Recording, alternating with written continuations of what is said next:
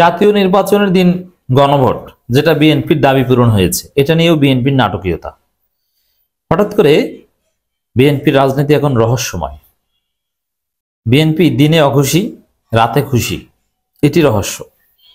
আবার বিএনপির দাবি বাহ্যিকভাবে অনেকাংশে পূরণ হয়েছে। দেখেন, এটা নিয়ে একটা খেলা আছে। তারেক রহমান যেই মুহূর্তে গণভোটকে কটাক্ষ করলেন আলু এবং পেঁয়াজ দিয়ে, তার একদিন পরেই গণভোটের সময় নির্ধারণ করা হয়েছে। মানে গণভোট তো আর ঠেকাতে পারলো না বিএনপি। এখন বিএনপির কথা মতোই গণভোটের তারিখ, কিন্তু তারপরও বিএনপি ধোঁয়াশার মধ্যে। প্রথমে বিএনপি বলেছে যে প্রধান উপদেষ্টা নিজেই জুলাই সনদ লঙ্ঘন করেছেন। এরপরে মির্জা ফখরুল বলেছেন প্রধান উপদেষ্টার বক্তব্যে সবার একমত হওয়া স্বাভাবিক নয়, মানে অনেক কিছুই একমত হতে পারবো না। আবার রাতে মিটিং করে না, সব ঠিক আছে, ধন্যবাদ মাননীয় প্রধান উপদেষ্টা, ধন্যবাদ। এখন এই ধন্যবাদ কি মন থেকে দিয়েছে, না জামাতের সাথে কম্পিটিশনের রেইসের অংশ হিসাবে এই ধন্যবাদ দিয়েছে? ভান ধরা ধন্যবাদ। বাংলাদেশে এখন ভান ধরা রাজনীতি চলছে। ভান ধরা বুঝেন? যেমন এনসিপি ইউনুস যে খেলা, এটা ভান ধরা। আমার কাছে মনে হচ্ছে যে এনসিপি পিওরলি কিংস পার্টি, কিন্তু ইউনুস কাউকে বুঝতে দিতে চাইছে না। এবং ইউনুসের একটা প্রজেক্ট আছে, ঘুরিয়ে ফিরিয়ে নানান মেকানিজমের মধ্য দিয়ে একটা পরিস্থিতি তৈরি করে, জটিলতা তৈরি করে, অনিশ্চয়তা তৈরি করে, রাজনীতির নানান সমীকরণ তৈরি করে এনসিপিকে হিট বানিয়ে এনসিপিকে ক্ষমতা এনে দিয়ে যাবে। এরকম দীর্ঘমেয়াদী প্রজেক্ট ইউনুসের থেকে থাকতে পারে, কিন্তু সেটা আমার আপনার সাদা চোখে ধরা পড়বে না, কিন্তু কিছু কিছু ক্ষেত্রে দৃশ্যমান হতে পারে। অতি সূক্ষ্মভাবে করছেন। সবাই যখন বুঝে গেছে যে এটা একটা কিংস পার্টি, তখন তো কিংস পার্টি সুলভ আচরণের মাধ্যমে তাদেরকে ক্ষমতায় আনবে না, তখন এমন ভাবে করবে যেটা আমি আপনি কেউ বুঝবো না। এটাই স্বাভাবিক। যেমন কেউ যদি চুরি করতে চায় আর মালিক যদি জেনে যায় যে এইভাবে চুরি করবে, তখন ওইভাবে চুরি করতে কেউ যাবে না। তারপরে যদি আপনি চুরি করতে চান, এমন ভাবে করতে চাইবেন যেটা মালিক কল্পনা করতে পারবে না, আত্মীয় সেজে বা নানান ভাবে আপনি ঘরে ঢুকবেন, তারপরে এক ফাঁকে চুরি করে নিয়ে আসবেন।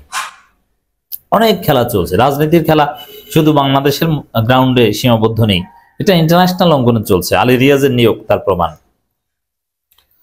তো দর্শক, এখন বিএনপি কি করবে? বিএনপি কি করছে?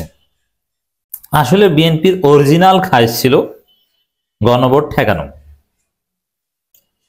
অথবা গণভোটের এমন একটা অবস্থা করা যাতে গণভোটকে অকার্যকর করা যায় বা গণভোটের কোনো মূল্য না থাকে। এখন এই জায়গায় কিছুটা বিএনপির খায়েশ পূরণ হয়েছে। এই জন্য বিএনপি রহস্যময় রাজনীতি। দিনে অখুশি, রাতে খুশি, দিনে বেজার, রাতে ধন্যবাদ। এই রহস্যময় রাজনীতি মূলত এই জন্য, কারণ বিএনপির খায়েশ কতটুকু পূরণ হয়েছে এটা নিয়েও এখন রহস্য আছে। এই জন্য বিএনপির রাজনীতিটাও রহস্য। এবং গত কয়েকদিন বিশেষ করে ঐকমত্য কমিশন প্রফেসর ইউনূসের কাছে যখন সুপারিশমালা জমা দেয়, তখন বিএনপি রাজনীতি থেকে ছিটকে পড়েছিল, সরাসরি না ভোটের পক্ষে প্রচারণা চালিয়েছিল যে সরকারের সাথে দূরত্ব তৈরি হয়েছে, বিএনপি জয় বাংলা হয়ে গেছে, মানে একটা নাজুক পরিস্থিতিতে পড়েছিল। এখন আবার প্রফেসর ইউনূসের বিরুদ্ধে সরাসরি অবস্থান নিয়ে বিএনপি তাদের সেই অবস্থান বোঝাতে যাচ্ছে না। বিএনপি যেটা বোঝাতে চাচ্ছে যে না না, আমাদের তাই হয়েছে, আমরা বিজয়ী মুডে আছি, আমাদের অনেক কিছু তো হয়েছে, আমরা এখানে হারু পার্টি না, লুজার্স পার্টি না। আসলে বিএনপির মন মতো না। কারণ কি দেখেন, সেই সাংবিধানিক সংস্থা পিএসসি সহ বিভিন্ন জায়গায়, এমনকি তত্ত্বাবধায়ক সরকারেও কিন্তু বিএনপির নোট অফ ডিসেন্ট, আপনারা জানেন না অনেকে, তত্ত্বাবধায়ক সরকারে বিএনপির নোট অফ ডিসেন্ট আছে, মানে ওটাও তারা মানে না ঠিক মতো।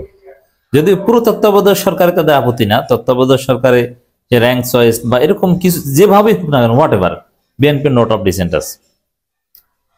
তো সেটা কার্যত উঠিয়ে দিয়ে গণভোটে দেওয়া হয়েছে। বিএনপির কিছু নোট অফ ডিসেন্ট উঠিয়ে দিয়ে গণভোটে দেওয়া হয়েছে। আবার কিছু নোট অফ ডিসেন্ট নিয়ে স্বাধীনভাবে কাজ করার সুযোগও দেওয়া হয়েছে। আবার গণভোটের ফলাফলের বাধ্যবাধকতার কথা বলা হয়েছে, আবার সংবিধান সংস্কার পরিষদ গঠনের কথাও বলা হয়েছে, আবার 180 কার্যদিবসের মধ্যে সেটা বাস্তবায়নের বাধ্যবাধকতার কথাও বলে দেওয়া হয়েছে।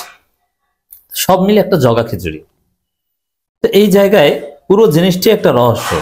এজন্য বিএনপির অবস্থান ও বিএনপির রাজনীতিও রহস্য। সকালে এক কথা, দুপুরে এক কথা, বিকেলে আরেক কথা, রাতে আরেক কথা, মিলছে না। মানে বাংলাদেশটা একটা রহস্যের ধাঁধায় পড়ে গিয়েছে, কারো ভবিষ্যৎ স্পষ্ট নয়। তো এই জন্য ভান ধরা রাজনীতি চলছে। মনের বিপরীতে যে এমন আচরণ করতে হবে যে না আমরা সিটকে পড়ি নাই, আমরা সব জায়গায় লুজার্স বা হারু নয়, এটা মনে হচ্ছে দর্শক। তো এখানে আমি যে কথাটা বলি মাঝে মাঝে, রাজনীতি গৌরবময় অনিশ্চয়তার খেলা। সেই অনিশ্চয়তার খেলা চলছে, একটা জুয়া খেলার মতো, যে এটা মেনে নিয়ে, যেমন বিএনপি কি করবে, না ভোটের পক্ষে প্রচারণা চালাবে না হা ভোটের পক্ষে, এটা তারা এখন পর্যন্ত ডিসাইড করতে পারবে না। এবং তারা যেটা বলবে ওটা ঘুরিয়ে ফেলার সম্ভাবনা রয়েছে। আবার পরিস্থিতি এমন মনে হয় যেন তারেকের হাতে বিএনপি সব তুলে দিয়েছেন, কিন্তু না, এত সোজা না। ইউনূসের নিজের কোনো লেজিটিমেসি দিলেন না। জাতীয় নির্বাচনের আগে গণভোট করলে ইউনূসের একটা বৈধতার ভিত্তি থাকতো, কিন্তু এখন ইউনূসের কোনো বৈধতা নেই। আবার রাষ্ট্রপতির মাধ্যমে আদেশ জারি করিয়েছেন, অর্ডিন্যান্সও না, যেটা সংবিধানে নাই। তার রাষ্ট্রপতিকে বিপ্লবের পার্ট করে ফেলেছেন। এগুলো সব মিলে মানে কি ঘটছে, কি রহস্য, এই জট খোলা, এই জট বোঝা কারো পক্ষে, কোনো রাজনীতিবিদের পক্ষে, কোনো দলের পক্ষে সম্ভব নয়। ইউনূস আসলে কি চান, কি করেছেন, আসলে কাকে ফেভার করছেন বা করেন নাই, কাউকে ক্ষমতা এনে দিতে চান কিনা, না একদম ফেয়ার প্লে করছেন, বিএনপি জামাত কেউ বলতে পারবে না। পুরোটাই রহস্য। এটা যে রহস্য, একটা অনিশ্চয়তা, এইটা বিএনপি বুঝতে পেরে তারা রহস্যময় অবস্থান নিয়েছে। তো জামাতের অবস্থানে ওইরকম রহস্য নয়, জামাতের অবস্থান অনেকটা স্পষ্ট। এই স্পষ্টবাদিতা জামাতকে রাজনীতি অ্যাডভান্টেজ দিবে, জামাতকে এগিয়ে রাখবে। তবে খেলা কোথায় গিয়ে শেষ হয় কিছুই বলা যায় না। আবার জামাত যদি সত্যিকার অর্থেই জোরালো কোনো আন্দোলন করে, তাহলে পরিস্থিতি কোন জায়গায় গিয়ে থামবে তাও বলা যায় না।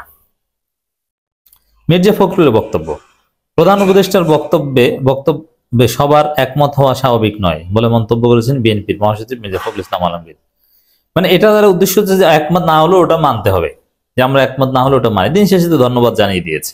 মির্জা ফখরুল মানে প্রধান উপদেষ্টার বক্তব্যে সবাই একমত হবেন, এটা স্বাভাবিক না। তবে জাতীয় নির্বাচনের মাধ্যমে গঠিত সংসদে দেশের অমীমাংসিত বিষয়গুলো নিয়ে আলোচনা ও সমাধানের পথ খুঁজে পাওয়া সম্ভব। দেখেন, এর মানে আসলে গণভোটের কার্যকারিতা স্বীকার করছে না বিএনপি। এমনকি ইউনূসের যে সিদ্ধান্ত, তাতেও গণভোটের গুরুত্ব কিন্তু স্বীকার করা হয়নি। কিভাবে?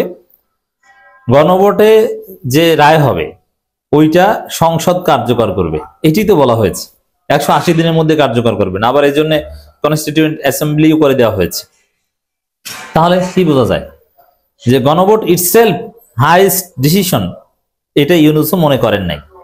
আবার বিএনপির কথা ঘুরে ফিরে যাই হোক একমত হতে হবে জন্য পার্লামেন্ট করবে। তাহলে এখানে গণভোটের কোনো গুরুত্ব থাকলো? গণভোট তো এখানে গণভোট না, গণভোট এখানে একটা ধৈর্যা, এটা কোনো গুরুত্ব থাকলো না। মূল হচ্ছে পার্লামেন্ট, পার্লামেন্টকে গণভোটের ঊর্ধ্বে স্থান দিচ্ছে বিএনপি, এমনকি ইউনূসের সিদ্ধান্ত এটাই। তাহলে গণভোট বলতে আমরা যা বুঝি এটা তো হলো না। মানে পুরোটাই রহস্য এবং ধোঁয়াশা, রাজনীতি এক রহস্যের ধাঁধায় আটকে আছে।